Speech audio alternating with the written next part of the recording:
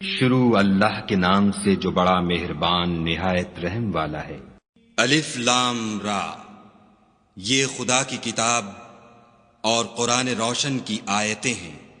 کسی وقت کافر لوگ آرزو کریں گے کہ اے کاش وہ مسلمان ہوتے۔ اے محمد صلی اللہ علیہ وآلہ وسلم، ان کو ان کے حال پر رہنے دو کہ کھا لیں اور فائدے اٹھا لیں، اور طول عمل ان کو دنیا میں مشغول کیے رہے۔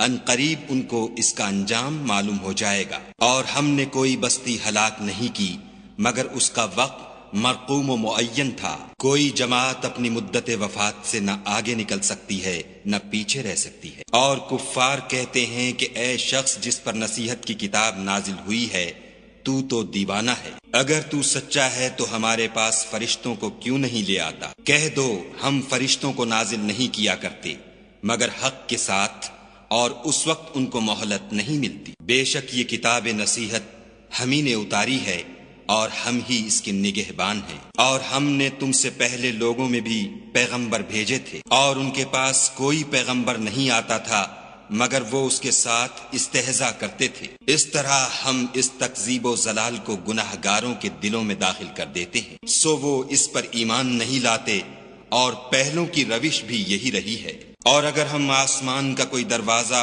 ان پر کھول دیں اور وہ اس میں چڑھنے بھی لگیں تو بھی یہی کہیں گے کہ ہماری آنکھیں مخمور ہو گئی ہیں، بلکہ ہم پر جادو کر دیا گیا ہے۔ اور ہم ہی نے آسمان میں برج بنائے اور دیکھنے والوں کے لیے اس کو سجا دیا، اور ہر شیطان راندہ درگاہ سے اسے محفوظ کر دیا۔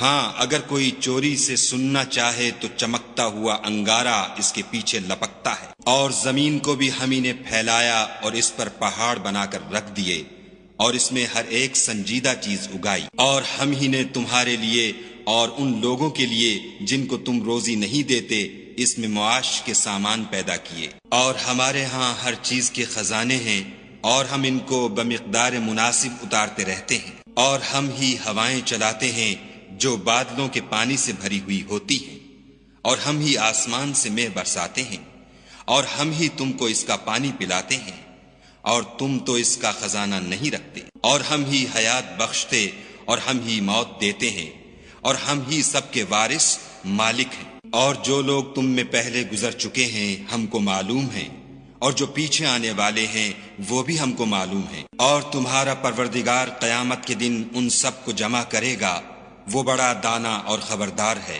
اور ہم نے انسان کو کھنکھناتے سڑے ہوئے گارے سے پیدا کیا ہے، اور جنوں کو اس سے بھی پہلے بے دھوئیں کی آگ سے پیدا کیا تھا۔ اور جب تمہارے پروردگار نے فرشتوں سے فرمایا کہ میں کھنکھناتے سڑے ہوئے گارے سے ایک بشر بنانے والا ہوں، جب اس کو صورت انسانیہ میں درست کر لوں اور اس میں اپنی بے بہا چیز یعنی روح پھونک دوں تو اس کے آگے سجدے میں گر پڑنا، تو فرشتے تو سب کے سب سجدے میں گر پڑے مگر شیطان کہ اس نے سجدہ کرنے والوں کے ساتھ ہونے سے انکار کیا۔ خدا نے فرمایا کہ ابلیس تجھے کیا ہوا ہے کہ تو سجدہ کرنے والوں میں شامل نہ ہوا؟ اس نے کہا میں ایسا نہیں ہوں کہ انسان کو جس کو تو نے کھنکھناتے سڑے ہوئے گارے سے بنایا ہے سجدہ کروں۔ خدا نے فرمایا یہاں سے نکل جا، تو مردود ہے، اور تجھ پر قیامت کے دن تک لعنت برسے گی۔ اس نے کہا کہ پروردگار مجھے اس دن تک مہلت دے جب لوگ مرنے کے بعد زندہ کیے جائیں گے۔ فرمایا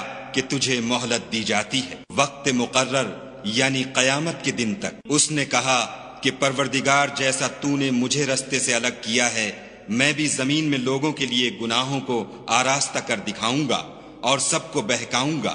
ہاں ان میں جو تیرے مخلص بندے ہیں ان پر قابو چلنا مشکل ہے۔ خدا نے فرمایا کہ مجھ تک پہنچنے کا یہی سیدھا رستہ ہے۔ جو میرے مخلص بندے ہیں ان پر تجھے کچھ قدرت نہیں کہ ان کو گناہ میں ڈال سکے، ہاں بدراہوں میں سے جو تیرے پیچھے چل پڑے۔ اور ان سب کے وعدے کی جگہ جہنم ہے، اس کے 7 دروازے ہیں، ہر ایک دروازے کے لیے ان میں سے جماعتیں تقسیم کر دی گئی ہیں۔ جو متقی ہیں وہ باغوں اور چشموں میں ہوں گے، ان سے کہا جائے گا کہ ان میں سلامتی اور خاطر جمع سے داخل ہو جاؤ، اور ان کے دلوں میں جو کدورت ہوگی ان کو ہم نکال کر صاف کر دیں گے، گویا بھائی بھائی تختوں پر ایک دوسرے کے سامنے بیٹھے ہوئے ہیں، نہ ان کو وہاں کوئی تکلیف پہنچے گی اور نہ وہ وہاں سے نکالے جائیں گے۔ اے پیغمبر صلی اللہ علیہ وآلہ وسلم، میرے بندوں کو بتا دو کہ میں بڑا بخشنے والا اور مہربان ہوں، اور یہ کہ میرا عذاب بھی درد دینے والا عذاب ہے۔ اور ان کو ابراہیم کے مہمانوں کا احوال سنا دو۔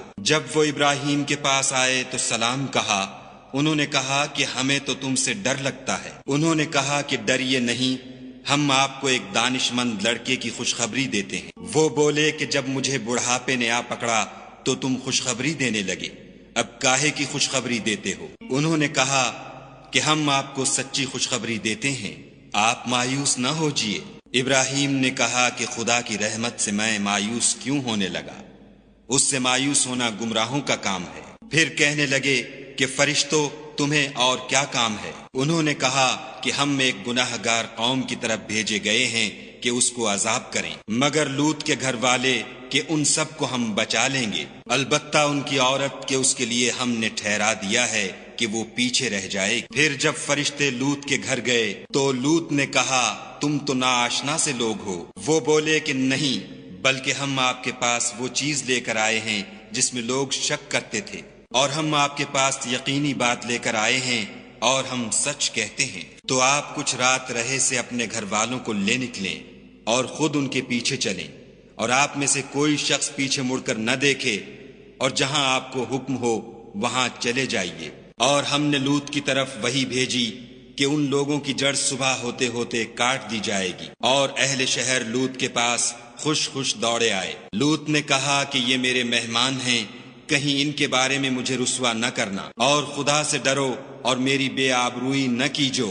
وہ بولے کیا ہم نے تم کو سارے جہان کی حمایت و طرفداری سے منع نہیں کیا؟ انہوں نے کہا کہ اگر تمہیں کرنا ہی ہے تو یہ میری قوم کی لڑکیاں ہیں، ان سے شادی کر لو۔ اے محمد صلی اللہ علیہ وآلہ وسلم، تمہاری جان کی قسم وہ اپنی مستی میں مدہوش ہو رہے تھے، سو ان کو سورج نکلتے نکلتے چنگھاڑ نے آ پکڑا، اور ہم نے اس شہر کو الٹ کر نیچے اوپر کر دیا اور ان پر کھنگر کی پتھریاں برسائیں۔ بے شک اس قصے میں اہل فراست کے لیے نشانی ہے، اور وہ شہر اب تک سیدھے رستے پر موجود ہے۔ بے شک اس میں ایمان لانے والوں کے لیے نشانی ہے، اور بن کے رہنے والے یعنی قوم شعیب کے لوگ بھی گناہ گار تھے، تو ہم نے ان سے بھی بدلہ لیا، اور یہ دونوں شہر کھلے رستے پر موجود ہیں۔ اور وادی ہجر کے رہنے والوں نے بھی پیغمبروں کی تکذیب کی، ہم نے ان کو اپنی نشانیاں دیں اور وہ ان سے منہ پھیرتے رہے۔